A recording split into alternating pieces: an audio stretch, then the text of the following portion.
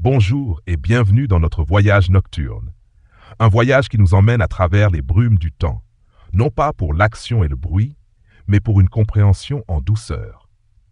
Alors que la lune projette sa lumière apaisante sur nos vies trépidantes, nous allons glisser dans l'ombre d'une époque lointaine, une époque de conflits et de changements profonds, connue sous le nom de guerre de 30 ans.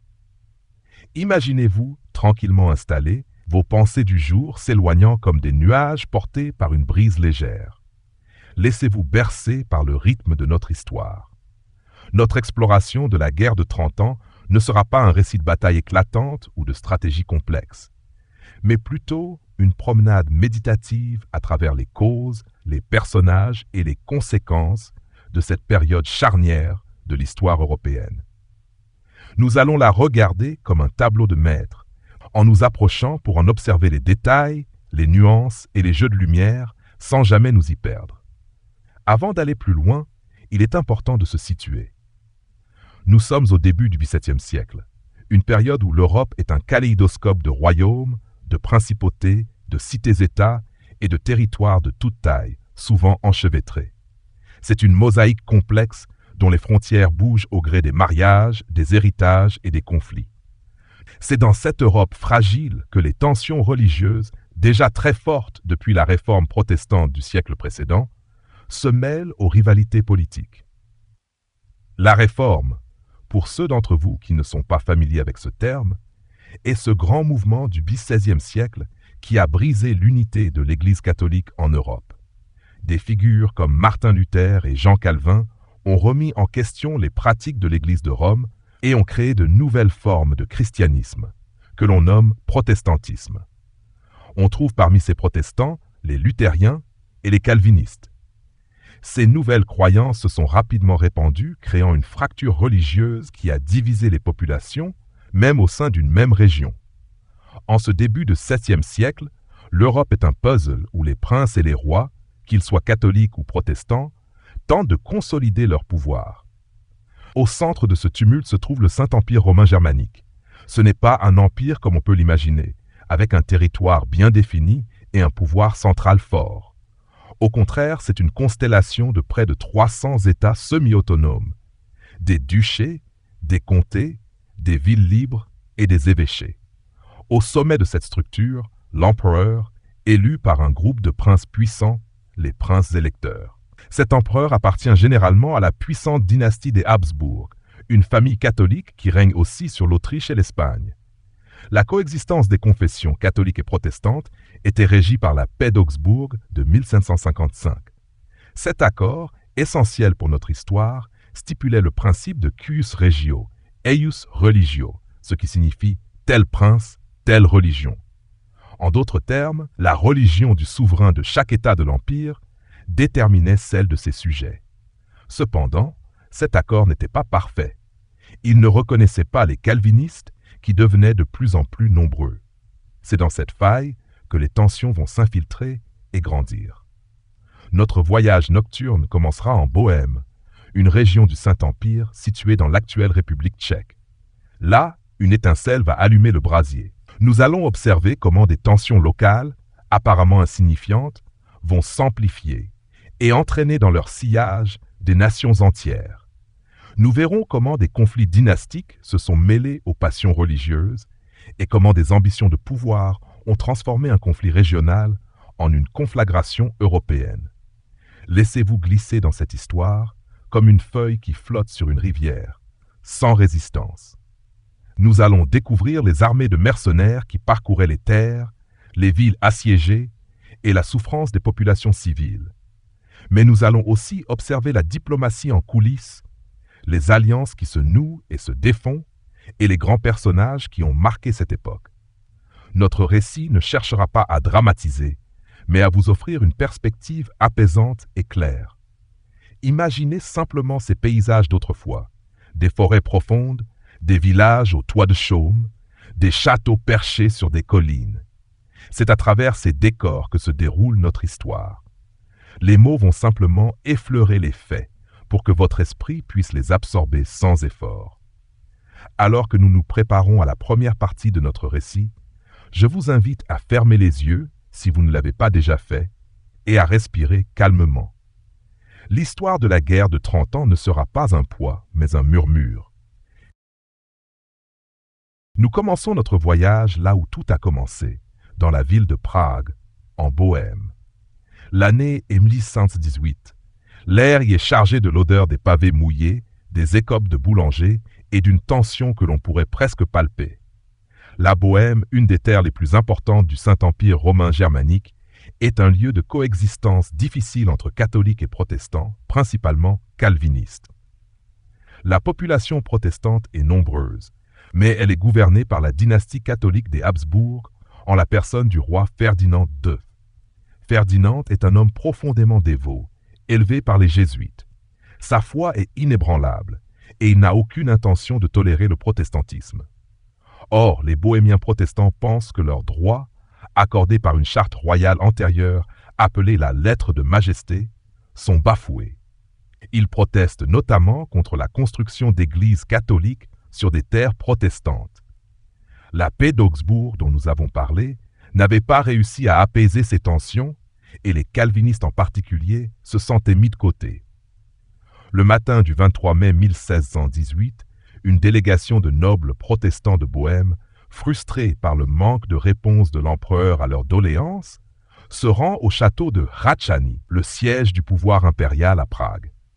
C'est un lieu imposant, avec ses larges cours pavées et ses bâtiments massifs en pierre qui dominent la ville. La délégation se présente devant les représentants de l'empereur, le comte Jaroslav Borzita de Martinis et le comte Wilhelm Slavata de Chlum. C'est une confrontation tendue où les mots fusent. Les nobles protestants accusent les deux hommes de vouloir étouffer la foi protestante en Bohême et de violer les libertés de la population.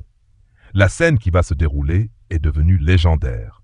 Dans un geste de colère et de défiance, les nobles protestants, agissant selon une ancienne coutume bohémienne qui permet de juger et d'exécuter des officiels corrompus en les jetant par la fenêtre, se saisissent des deux représentants impériaux ainsi que de leur secrétaire, Philippe Fabricius. Dans le silence lourd du bureau, ils ouvrent une fenêtre du 3e étage. Sans hésiter, ils les poussent à l'extérieur. C'est la célèbre défenestration de Prague. Alors que les trois hommes chutent, l'histoire bascule. Par chance, ils ne meurent pas. La légende veut qu'ils aient atterri dans une pile de fumier, ce qui a amorti leur chute. D'autres récits plus pragmatiques suggèrent que leurs vêtements amples ont agi comme des parachutes et que le terrain en pente a aidé à absorber l'impact.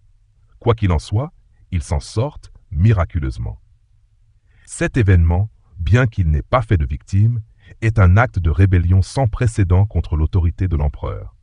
Pour les protestants de Bohême, c'est un acte de légitime défense, un appel à la liberté de leur foi. Pour Ferdinand et pour tous les catholiques, c'est une insulte inacceptable, un sacrilège contre l'autorité divine de l'empereur. Les ponts sont coupés. La défenestration, qui aurait pu n'être qu'un incident local, devient le déclencheur d'une réaction en chaîne. La Bohême lève une armée, destitue Ferdinand II de son trône de Bohême et cherche des alliés. Cette révolte ne reste pas isolée. Les princes protestants du Saint-Empire, qui partageaient les mêmes craintes que les bohémiens face aux ambitions centralisatrices et catholiques des Habsbourg, observent attentivement la situation. Ils se demandent s'ils ne devraient pas eux aussi se soulever.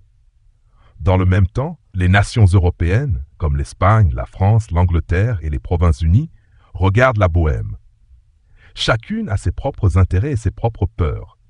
Les rivalités dynastiques et les ambitions territoriales se superposent aux tensions religieuses. À ce moment-là, la France est encore dirigée par un roi catholique, Louis XII, mais son premier ministre, le cardinal de Richelieu, est plus préoccupé par l'encerclement de la France par les Habsbourg, qui règnent sur l'Espagne et le Saint-Empire, que par la défense du catholicisme. Cette complexité politique, où les alliances ne sont pas toujours basées sur la religion, est la clé pour comprendre la suite des événements. Alors que les premières troupes bohémiennes se mobilisent, les feuilles des arbres de Bohême commencent à prendre des teintes dorées. La guerre n'a pas encore de nom, mais ses racines s'enfoncent profondément dans la terre, nourries par des décennies de méfiance et de frustration. Les armées se préparent. Les mercenaires sont appelés à servir, et l'Europe entière retient son souffle. La défenestration de Prague n'était pas la cause de la guerre, mais elle a allumé la mèche. Alors que nous nous éloignons de ce moment décisif, imaginez la nuit qui tombe sur Prague. Les lumières des maisons s'allument doucement, les bruits de la ville s'apaisent. Les tours du château de Prague se dressent, sombres et silencieuses, et le vent semble murmurer le nom de Ferdinand, de la Bohême et d'un conflit qui va embraser un continent. Reposez-vous, l'histoire ne fait que commencer. La défenestration de Prague a mis le feu aux poudres. Nous continuons notre promenade à travers l'Europe du début du XVIe siècle, une Europe qui commence à sentir le poids de la guerre imminente. Après l'acte de rébellion, les nobles de Bohême passent à l'action.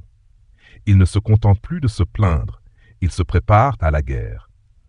Au mois d'août 1619, les États de Bohême qui constituent le gouvernement local déposent officiellement Ferdinand II, le roi qui les a opprimés.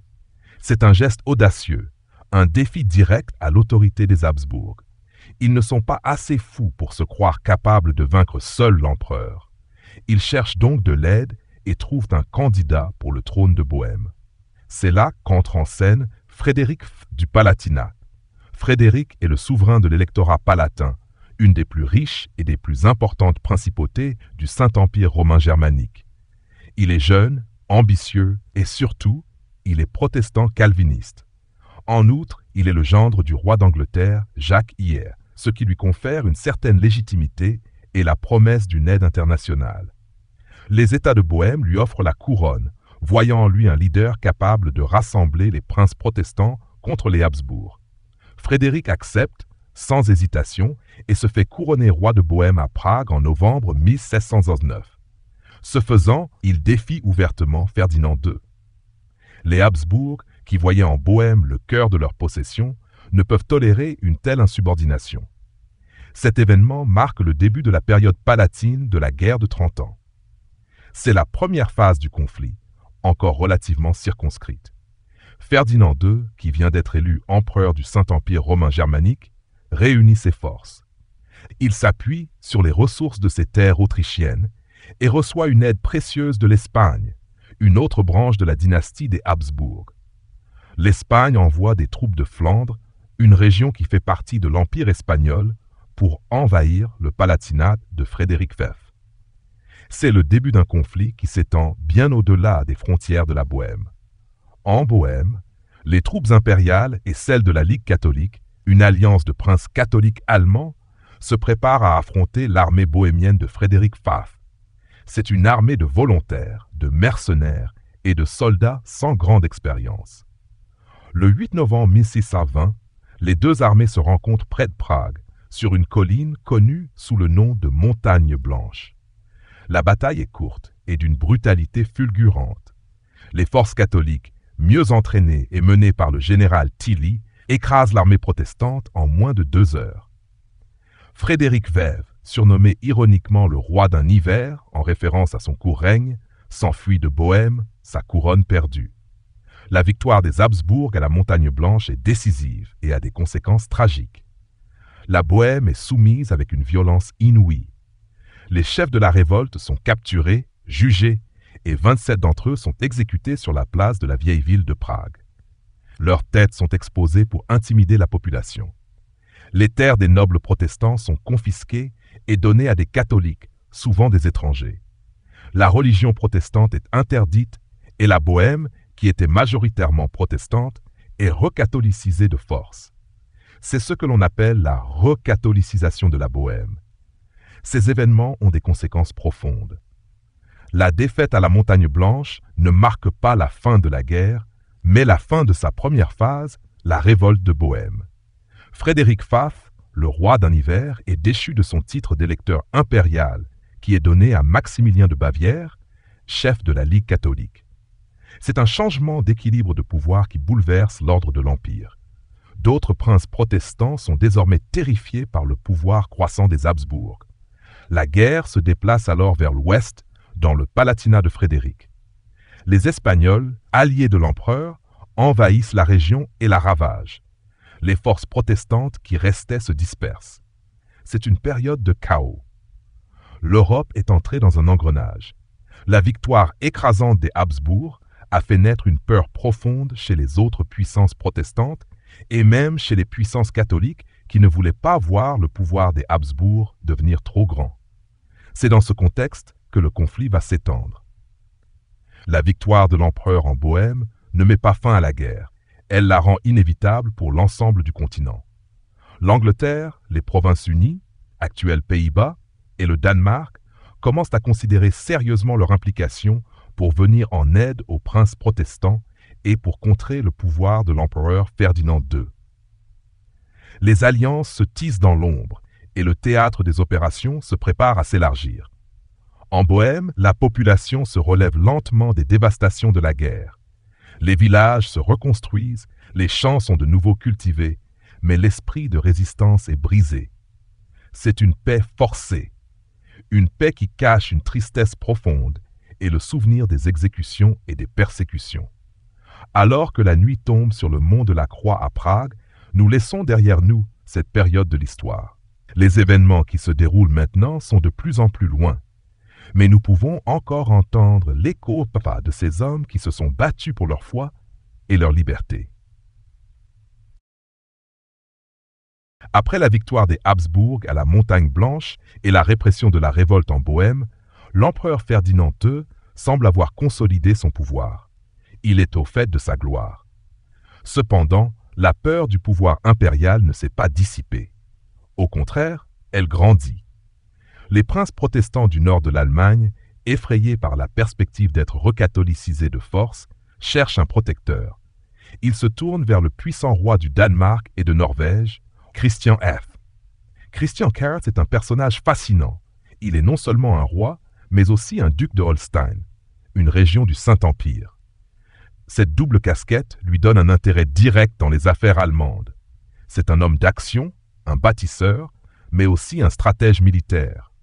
Il a la foi luthérienne et il se pose en défenseur de la cause protestante en Allemagne.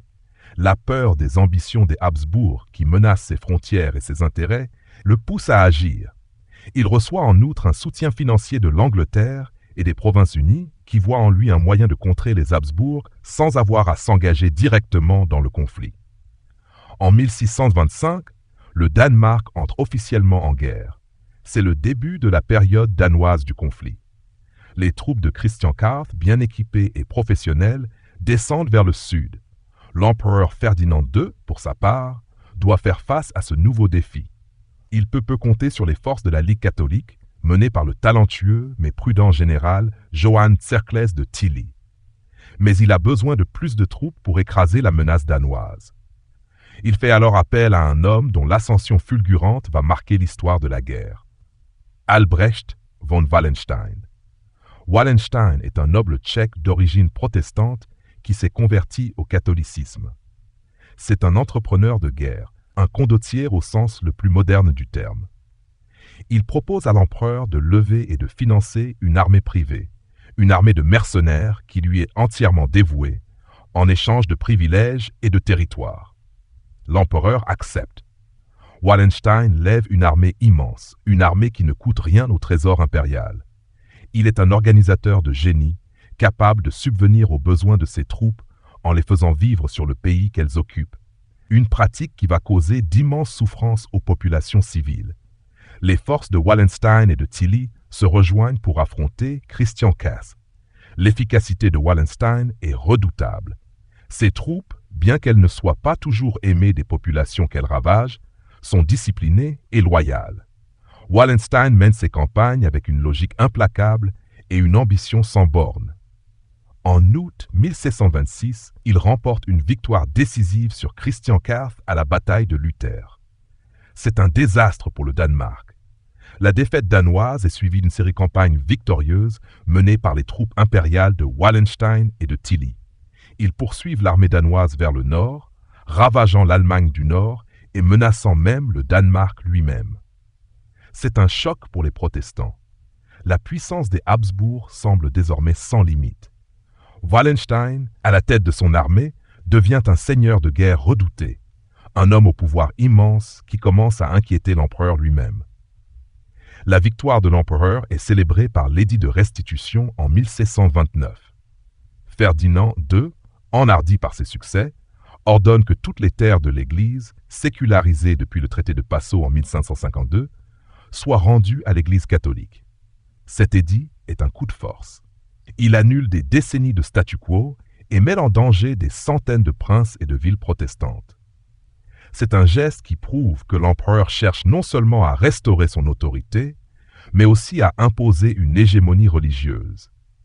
Cependant, cet édit se révèle être une erreur stratégique. Il unit contre lui non seulement les princes protestants, mais aussi les princes catholiques qui craignent le pouvoir excessif de l'empereur et de Wallenstein. La France, toujours soucieuse de l'équilibre des pouvoirs, commence à financer des ennemis de l'empereur, tout en restant officiellement neutre. C'est un jeu d'échecs complexe. Alors que les armées de Wallenstein parcourent les terres germaniques, laissant derrière elles un sillage de destruction, nous pouvons imaginer les villes murées, les villages en feu et les visages des civils, marqués par la peur et la faim. La guerre, qui semblait circonscrite, est maintenant une réalité pour des millions de personnes. Les armées ne sont plus de petites milices locales, mais de grandes machines de guerre qui vivent sur le pays, apportant la ruine partout où elles passent. Wallenstein, l'homme qui a bâti cette force, est devenu l'incarnation de la guerre elle-même. Laissez cette image s'estomper lentement, comme une fumée de cheminée dans le ciel. La guerre a changé de visage. Elle est devenue plus vaste, plus brutale. Le silence de la nuit nous enveloppe maintenant, et nous nous éloignons du bruit des batailles, de l'ambition des rois et de la montée en puissance de l'un des plus grands commandants de l'histoire. L'édit de restitution, promulgué par l'empereur Ferdinand II, a réveillé une nouvelle vague de résistance. La peur des ambitions des Habsbourg se répand à travers l'Europe. C'est à ce moment que l'histoire s'éclaire d'une nouvelle figure, venue du froid, Gustave II Adolphe, le roi de Suède. Gustave Adolphe est un luthérien ardent et sa foi est une motivation aussi forte que ses ambitions politiques. On le surnomme le Lion du Nord. Il est considéré comme un génie militaire, un réformateur de son armée qui a modernisé ses tactiques et son organisation. Il a créé une armée professionnelle, bien entraînée et surtout mobile. Il est également le dirigeant d'un royaume en pleine ascension, qui a l'ambition de dominer la mer Baltique, ce qui en fait un rival direct des Habsbourg et de leurs alliés. En 1630, avec le soutien financier de la France, de l'Angleterre et des Provinces-Unies, Gustave Adolphe et son armée débarquent sur les côtes de la Poméranie, une région du nord de l'Allemagne. C'est le début de la période suédoise de la guerre. L'arrivée du Lion du Nord est une surprise et un coup de tonnerre pour les forces impériales, qui, sous le commandement de Wallenstein et de Tilly, sont éparpillées en Allemagne du Nord et en Bohême. Les forces suédoises, bien que moins nombreuses, sont d'une efficacité redoutable. Elles avancent avec rapidité et méthode. La guerre change de nature. Ce n'est plus une simple guerre de siège et d'escarmouches, mais une guerre de manœuvres rapides et de batailles décisives. L'armée suédoise est supérieure en artillerie et en coordination, et les troupes protestantes allemandes, encouragées par l'arrivée du roi suédois, se rallient à sa cause. Les deux camps se rencontrent pour une confrontation majeure à la bataille de Breitenfeld, près de Leipzig, en septembre 1631. L'armée impériale est commandée par le général Tilly, qui a battu les Danois et écrasé la révolte en Bohême. C'est une armée vétéran, mais elle est fatiguée par ses campagnes. Les troupes suédoises, avec leurs alliés saxons, déploient une nouvelle formation, combinant l'infanterie et l'artillerie de manière inédite. C'est un désastre pour les impériaux. La victoire de Gustave Adolphe à Breitenfeld est la première victoire significative des forces protestantes. C'est un tournant majeur dans la guerre. La victoire suédoise a un effet d'entraînement. Elle galvanise les princes protestants d'Allemagne et le mythe de l'invincibilité des armées impériales s'effondre. Gustave Adolphe avance vers le sud, s'emparant de villes et de territoires. L'empereur, inquiet, se tourne à nouveau vers le seul homme capable de contrer la menace suédoise, Wallenstein. Ferdinand II l'avait limogé à cause de sa trop grande popularité et de ses ambitions démesurées, mais il est maintenant contraint de faire appel à lui à nouveau. Wallenstein, à la tête d'une nouvelle armée, entre en action. Les deux génies militaires, Wallenstein et Gustave Adolphe, vont s'affronter. Ils se cherchent, se jaugent, s'évitent pendant des mois. C'est une partie d'échecs à l'échelle d'un continent. L'affrontement final a lieu à la bataille de Lützen en novembre 1632. Les forces suédoises et impériales se rencontrent dans un épais brouillard matinal. C'est une bataille sanglante et confuse. Au milieu du combat, le roi Gustave Adolphe, le Lion du Nord, est mortellement blessé. Sa mort est un choc pour le camp protestant. Les Suédois, malgré la perte de leur chef, se battent avec une fureur renouvelée et remportent la victoire. Mais c'est une victoire au goût amer. La mort de Gustave Adolphe change le cours de la guerre. Les Suédois continuent le combat, mais sans leur chef charismatique, leur élan s'affaiblit. Wallenstein, quant à lui, est à l'apogée de sa gloire, mais aussi de sa chute. L'empereur, soupçonnant sa loyauté, car Wallenstein a entamé des négociations secrètes avec les protestants, décide de s'en débarrasser. Wallenstein devient une menace trop grande, un État dans l'État. Alors que nous dérivons doucement au-dessus des champs de bataille, nous pouvons imaginer le calme qui succède à la fureur. Les corps des soldats gisent dans la boue et l'herbe gelée, et le vent se lève pour balayer les derniers échos des canons. La mort du Lion du Nord marque un moment de basculement. Le conflit n'est plus une affaire de roi et de religion, mais un tourbillon de pouvoir et d'intérêt qui commence à engager tous les acteurs majeurs de l'Europe. Après la mort de Gustave Adolphe, la guerre entre dans une nouvelle phase. Le camp protestant, bien que victorieux à Lützen, est décapité de son chef charismatique. La direction de la guerre pour la Suède est confiée à son chancelier, Axel Oxenstierna. L'empereur Ferdinand II, quant à lui, doit faire face à une menace interne bien plus grande qu'il ne l'avait prévu. Wallenstein, au fait de sa puissance, après avoir contraint Gustave Adolphe à une confrontation qui a mené à sa mort, est un seigneur de guerre qui ne répond plus qu'à lui-même. Sa cour est plus somptueuse que celle de l'empereur. Il est à la tête d'une immense armée privée qui dévaste les terres impériales sans pitié. Il entretient des contacts secrets avec les ennemis de l'empereur, les princes protestants et même la France pour tenter de négocier une paix qui lui serait favorable. Ces négociations menées dans l'ombre et sans l'accord de l'empereur éveillent chez Ferdinand II un soupçon fatal. Wallenstein pourrait comploter contre lui. L'empereur, qui a déjà limogé Wallenstein une fois, ne peut plus tolérer une telle insubordination. En janvier 1634, il signe un ordre secret pour se débarrasser de Wallenstein. La sentence est sans appel, mort ou vif.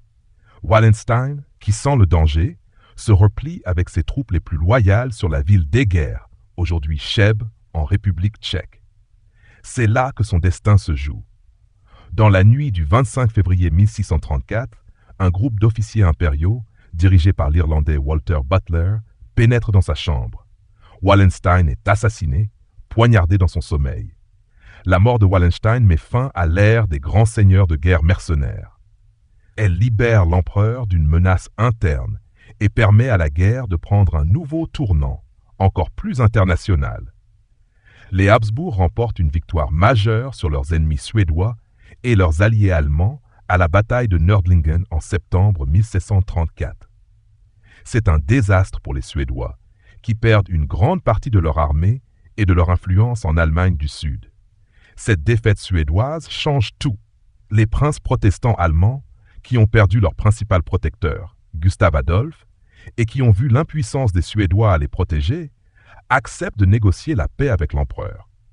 En mai 1635, un traité est signé entre l'empereur Ferdinand II et la plupart des princes allemands, la paix de Prague. Ce traité est un grand succès pour l'empereur. Il parvient à annuler la plupart des clauses de l'édit de restitution, mais il maintient le principe de l'union religieuse au sein des différents territoires de l'Empire. En échange de cette concession, les princes protestants s'engagent à former une armée commune avec l'empereur pour expulser les étrangers du territoire allemand, c'est-à-dire les Suédois et les Français. Il semble que la guerre soit sur le point de se terminer. La plupart des princes allemands sont épuisés par les années de guerre, la faim et la peste, et ils souhaitent la paix. Mais un acteur majeur n'a pas encore dit son dernier mot. C'est la France. Le cardinal de Richelieu, principal ministre de Louis XIII, a observé les événements avec une anxiété croissante. Il ne peut accepter une Europe dominée par les Habsbourg, que ce soit par leur branche espagnole ou leur branche impériale. La paix de Prague, qui consolide le pouvoir de l'empereur, est une menace directe pour l'équilibre des puissances en Europe. Richelieu décide qu'il est temps de mettre un terme à la politique de guerre par procuration. En mai 1635, la France déclare officiellement la guerre à l'Espagne, puis au Saint-Empire. C'est le début de la période franco-suédoise de la guerre de 30 ans. C'est la phase la plus longue et la plus dévastatrice du conflit. La guerre n'est plus un conflit religieux, mais une lutte pour la suprématie politique entre la France et les Habsbourg. La France, une puissance catholique, s'allie avec les Suédois, une puissance protestante. L'idéologie religieuse passe au second plan. Alors que les armées françaises se mobilisent, les champs de bataille se multiplient, s'étendant des rives du Rhin aux plaines d'Italie et aux Pays-Bas. L'Europe est une fois de plus déchirée par la guerre. Les villages qui avaient commencé à se reconstruire sont à nouveau brûlés. Les populations civiles épuisées ne voient pas la fin de leur souffrance. La guerre s'enlise dans un enchevêtrement de batailles, de sièges et de diplomatie secrète qui va durer plus de 10 ans. Alors que nous nous éloignons de la mort de Wallenstein, de la paix de Prague et de l'entrée en guerre de la France, nous pouvons sentir le silence lourd d'une Europe qui s'apprête à entrer dans la phase la plus sombre de la guerre. Les passions religieuses se sont estompées, remplacées par une lutte impitoyable pour le pouvoir. Les rêves de paix de 1635 se sont dissipés, emportés par le vent froid de la guerre. L'entrée de la France dans la guerre en 1635 change radicalement la dynamique du conflit. Ce n'est plus une affaire de religion, mais une lutte de pouvoir. La guerre devient plus vaste, plus sanglante et plus complexe. Le théâtre des opérations s'étend. Les armées ne sont plus seulement composées de mercenaires allemands et suédois, mais aussi de soldats français et espagnols. Les batailles se succèdent, souvent indécises.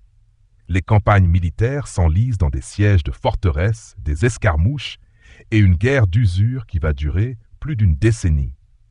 Les terres du Saint-Empire romain germanique, déjà épuisées par des années de conflits, deviennent le principal champ de bataille de cette nouvelle phase. Les armées françaises et suédoises, alliées, opèrent de manière indépendante, mais dans un but commun, affaiblir les Habsbourg. Les armées impériales et espagnoles, de leur côté, luttent pour repousser cette double menace. Les généraux changent, les stratégies évoluent, mais le bilan pour les populations civiles est toujours le même, désastreux. La guerre se caractérise par la guerre d'usure et la guerre économique. Les armées, souvent mal payées, pillent les villages et les villes pour se ravitailler. Les récoltes sont brûlées, les fermes sont détruites. Le système de ravitaillement basé sur le pays qu'on traverse, mis en place par Wallenstein, est devenu la norme. Les populations civiles, souvent innocentes, sont les premières victimes. La faim, les épidémies et les maladies se répandent, causées par les déplacements de troupes, la destruction des cultures et le manque d'hygiène. La peste, le typhus et d'autres maladies déciment la population à un rythme encore plus rapide que les combats. Les récits de l'époque décrivent des paysages dévastés, des villages abandonnés et des villes assiégées. La guerre n'est plus un événement lointain. Elle est une présence constante. Les gens vivent dans la peur des mercenaires, de l'incendie et du pillage. C'est la période où l'Allemagne perd une part considérable de sa population, peut-être un tiers dans certaines régions. La Bavière, la Hesse, la Thuringe et le Palatinat sont particulièrement touchés. Des générations entières grandissent sans connaître la paix. Les batailles majeures de cette période incluent la bataille de Rocroi en 1743. Bien que cette bataille ne soit pas sur le territoire allemand, elle a des conséquences immenses. Les armées françaises, sous le commandement du jeune duc d'Enghien, le futur Grand Condé, remportent une victoire écrasante sur les tercios espagnols, les fameuses formations d'infanterie réputées invincibles depuis le siècle précédent. Cette défaite marque le déclin de la puissance militaire de l'Espagne et le début de l'ascension de la France comme puissance dominante en Europe. Pour la première fois depuis des générations, les Habsbourg d'Espagne ne sont plus considérés comme la principale force de frappe en Europe. Tandis que la guerre s'enlise dans une lutte sans fin, les ressources financières et humaines s'épuisent. Les impôts augmentent, les révoltes paysannes se multiplient. Les grandes puissances, la France et la Suède, se demandent comment elles pourront financer cette guerre sans fin. Les diplomates, même en pleine guerre, se réunissent en secret pour tenter de trouver une solution. Mais la paix est difficile à obtenir. Il n'y a pas un seul conflit, mais une myriade de conflits interconnectés, chacun avec ses propres enjeux. Pour qu'une paix globale soit possible, il faut que toutes les parties soient prêtes à faire des concessions. Or, personne ne veut céder. La guerre de 30 ans est un exemple terrible de ce qui peut arriver lorsque les tensions religieuses et les rivalités politiques se combinent et échappent à tout contrôle. C'est une période de chaos. Les grands idéaux de la réforme et de la contre-réforme semblent lointains, remplacés par une lutte cynique pour le pouvoir. Les paysages d'Europe centrale, si calmes aujourd'hui, ont vu la mort de millions de personnes. Les forêts profondes résonnaient des cris des soldats, les rivières charriaient les corps. Alors que nous laissons derrière nous cette période de destruction, nous pouvons imaginer le silence qui s'installe sur les champs de bataille, un silence que seule la brise légère vient troubler. Les villes commencent à se relever de leurs ruines, les familles tentent de retrouver un semblant de vie. Le monde se prépare, sans le savoir, à un nouvel ordre. Les derniers feux de la guerre s'éteignent, mais leur lueur a illuminé les horreurs du conflit. Après tant d'années de combats, une lassitude immense s'abat sur l'Europe. Les coffres des États sont vides, les populations sont décimées, et l'idéal religieux qui avait initialement motivé le conflit semble bien loin. C'est dans ce contexte que les appels à la paix deviennent de plus en plus pressants. En 1644, de longues et complexes négociations de paix s'ouvrent dans les villes de Münster et d'Osnabrück, en Westphalie, une région du nord-ouest de l'Allemagne. C'est la première fois dans l'histoire de l'Europe qu'une conférence de paix réunissant autant de belligérants a lieu. C'est un moment crucial pour l'histoire de la diplomatie. Imaginez les rues de ces deux villes, habituellement paisibles. Elles sont soudainement remplies de diplomates, de princes, de généraux et de leurs suites. Les négociateurs de la France et du Saint-Empire se rencontrent à Münster, tandis que les Suédois et leurs alliés se retrouvent à Osnabrück. C'est une logistique complexe. Les échanges d'informations entre les deux villes sont constants et difficiles. Les pourparlers sont interminables, les protocoles sont stricts et les intérêts de chaque partie sont contradictoires. Les diplomates se retrouvent face à une multitude de problèmes à régler. Il y a, bien sûr, les questions religieuses. Comment garantir la tolérance et la coexistence des différentes confessions, protestantes et catholiques, au sein du Saint-Empire? Il y a aussi les questions territoriales. Qui va garder quel territoire? Comment les frontières vont-elles être redéfinies après tant d'années de conquête et de reconquête? Et enfin, il y a les questions politiques. Comment s'assurer que l'empereur ne devienne pas trop puissant et que l'équilibre des pouvoirs en Europe soit respecté? Les principaux acteurs sont le Saint-Empire, l'Espagne, la France et la Suède. L'empereur Ferdinand II, le fils de Ferdinand II, mort en 1637, veut préserver l'intégrité de son empire et de son autorité. La France, représentée par ses diplomates, veut affaiblir les Habsbourg et s'assurer une suprématie sur le continent. La Suède veut obtenir des territoires en Allemagne du Nord et des compensations financières pour la guerre. L'Espagne, toujours en guerre avec la France, ne peut pas s'entendre sur une paix totale. Les négociations se poursuivent pendant des années, entrecoupées de batailles. Les généraux continuent de se battre sur le terrain, car les succès militaires donnent des arguments aux diplomates. Les armées se déplacent sur les terres d'Allemagne et de Bohême, s'affrontant dans des escarmouches, des sièges et des batailles de plus en plus coûteuses et inutiles. Il semble que la guerre ne veuille pas s'arrêter. La lassitude de tous les belligérants est le principal moteur des pourparlers. Les gens en ont assez et les gouvernements en sont conscients. Les diplomates, conscients des millions de vies perdues, sont sous pression. Ils doivent trouver un terrain d'entente, une formule qui satisfasse tout le monde, ou du moins qui rende la paix possible. Ils inventent une nouvelle façon de faire de la politique, basée non pas sur la foi ou les liens familiaux, mais sur la notion d'équilibre des puissances. Cet équilibre des puissances, un concept novateur, est l'idée que les États doivent se surveiller les uns les autres pour empêcher qu'un seul ne devienne trop fort et ne menace l'indépendance des autres. C'est la base de la diplomatie moderne. Cette idée est d'autant plus pertinente que la France, dirigée par Richelieu puis Mazarin, est une puissance montante qui inquiète autant que les Habsbourg. La complexité de ces pourparlers est sans précédent. Il faut négocier non seulement la paix, mais aussi l'avenir de l'Europe. Les diplomates doivent être des génies de la rhétorique et de la compromission. Chaque point est âprement discuté, chaque mot du traité est pesé. Pendant ce temps, sur le terrain, les soldats continuent de se battre. Ils ne savent pas que les décisions prises dans des salles de conférence vont mettre fin à leurs souffrances. L'Europe est à l'aube d'une transformation.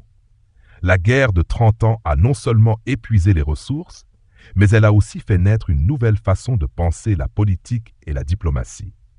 La vieille notion d'un empire unifié, dirigé par un empereur tout-puissant, est en train de s'effondrer. On laisse la place à un système d'États-nations souverains, chacun défendant ses propres intérêts. Alors que nous laissons derrière nous les salons feutrés de Münster et Osnabrück, nous pouvons imaginer les nuits froides et pluvieuses de l'hiver. Les chandelles brûlent tard. Les diplomates sont penchés sur leurs cartes et leurs documents, cherchant la formule magique qui mettra fin à la guerre. Le silence des champs de bataille ne viendra que plus tard. Pour l'instant, l'espoir est là, fragile comme un murmure. Après des années de négociations ardues, les pourparlers de paix aboutissent enfin. La guerre, qui a ravagé le continent pendant 3 décennies, touche à sa fin. Le 24 octobre 1748, les traités de Westphalie sont signés.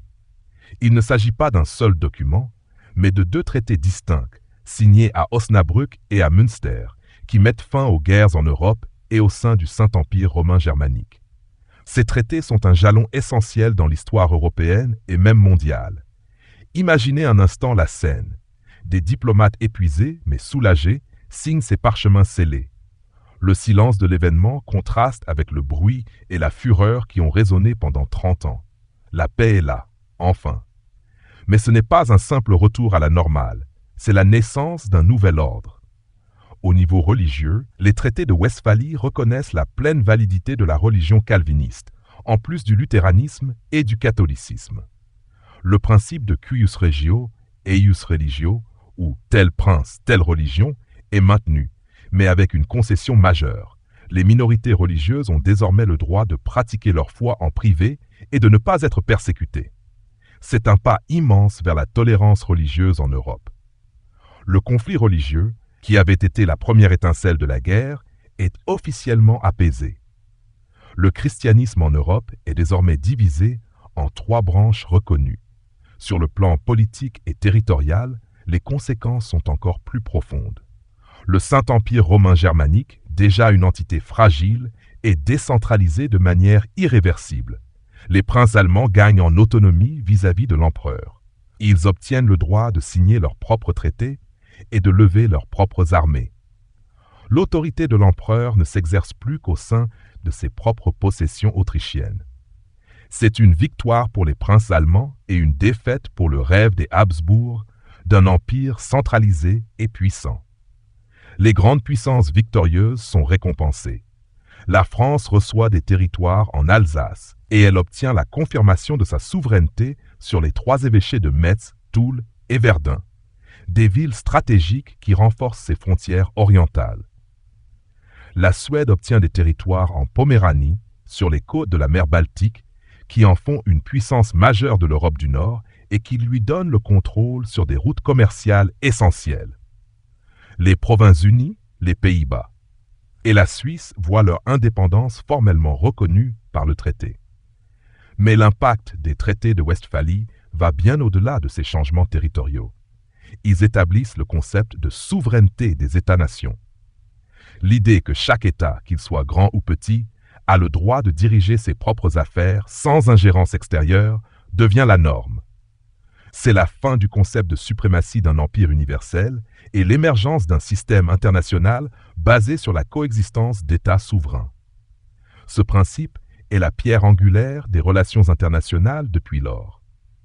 L'Espagne et la France continuent de se battre pendant quelques années, mais la signature de la paix des Pyrénées en 1659 met fin à leur conflit. Cette série de traités marque la fin d'une ère de guerre continue en Europe et l'avènement de la France comme puissance dominante, au détriment de l'Espagne. Le centre de gravité de la politique européenne se déplace. Les traités de Westphalie ne sont pas parfaits. Ils ne mettent pas fin à tous les conflits, mais ils créent un cadre pour la paix. C'est la première fois que la diplomatie et les négociations remplacent la guerre pour résoudre des problèmes européens d'une telle ampleur. La guerre de 30 ans a coûté des millions de vies, mais ses conséquences ont façonné le monde moderne. La destruction a conduit à la reconstruction, et cette reconstruction s'est faite sur de nouvelles bases. Alors que nous nous éloignons du moment de la signature, imaginez le silence qui est tombé sur l'Europe, un silence de soulagement. Les cloches sonnent dans les villes pour célébrer la nouvelle. Un nouveau chapitre de l'histoire européenne commence, et le souvenir de la guerre devient un avertissement. Le silence qui suit la signature des traités de Westphalie en 1748 n'est pas le silence de l'oubli, mais le silence d'une Europe en deuil, épuisée, qui tente de se relever. La guerre de 30 ans a laissé un héritage d'une immense complexité, un héritage qui se ressent encore aujourd'hui. Ce chapitre final de notre voyage nocturne est une méditation sur les conséquences profondes de ce conflit et sur la naissance du monde moderne. Le premier héritage est le plus évident et le plus tragique, le coût humain. Les estimations varient, mais on pense que plusieurs millions de personnes, peut-être jusqu'à 8 millions, sont mortes en raison des combats, de la famine et surtout des maladies. Certaines régions d'Allemagne ont perdu jusqu'à la moitié de leur population. Des villages entiers ont été abandonnés, des villes ont été détruites. Le traumatisme psychologique est immense. Des générations d'Allemands ont grandi dans un climat de violence et d'incertitude. Il faudra des décennies pour que la démographie et l'économie de ces régions se rétablissent. L'impact sur le commerce, l'agriculture et l'urbanisme a été désastreux. La guerre a non seulement tué des hommes, mais elle a aussi détruit les fondations même de la société. Au niveau politique, le changement est fondamental. Les traités de Westphalie ont mis fin au concept d'un empire chrétien universel, dirigé par un empereur tout-puissant. L'Europe ne sera plus jamais gouvernée par une seule autorité suprême. À sa place, un nouveau système émerge, le système westphalien des États souverains. Chaque nation, qu'elle soit une monarchie, une république ou une principauté, a le droit de diriger ses affaires internes sans ingérence extérieure. C'est la naissance de la notion de souveraineté nationale, un principe qui est toujours la base du droit international. Cet équilibre des puissances, qui vise à empêcher une seule nation de dominer le continent, devient la nouvelle règle du jeu diplomatique. La France, sous l'égide de ses grands ministres, Richelieu et Mazarin, est devenue la puissance dominante en Europe. Elle va asseoir sa suprématie pour le siècle à venir. Les Habsbourg, malgré leur défaite, restent une dynastie puissante, mais leur rêve d'un empire unifié est brisé à jamais. Le Saint-Empire romain germanique, en tant qu'entité politique, n'est plus qu'une coquille vide. Il va survivre sur le papier jusqu'en 1806, mais il a perdu toute substance politique. La fragmentation de l'Allemagne en des centaines d'États et de principautés va perdurer jusqu'à son unification, 2 siècles plus tard, en 1871. L'héritage de la guerre est aussi visible dans la sphère religieuse. La guerre de 30 ans n'a pas mis fin à la foi, mais elle a mis fin à la guerre de religion comme principale cause de conflit en Europe. L'acceptation du luthéranisme et du calvinisme à côté du catholicisme dans le Saint-Empire a ouvert la voie à un avenir où la tolérance, même si elle n'est pas parfaite, devient une nécessité. La religion devient une affaire de plus en plus personnelle et moins une affaire d'État. La politique et la religion se séparent lentement. Les monarques, comme le cardinal de Richelieu qui s'allie avec les protestants suédois, ont montré que les intérêts nationaux pouvaient primer sur l'orthodoxie religieuse.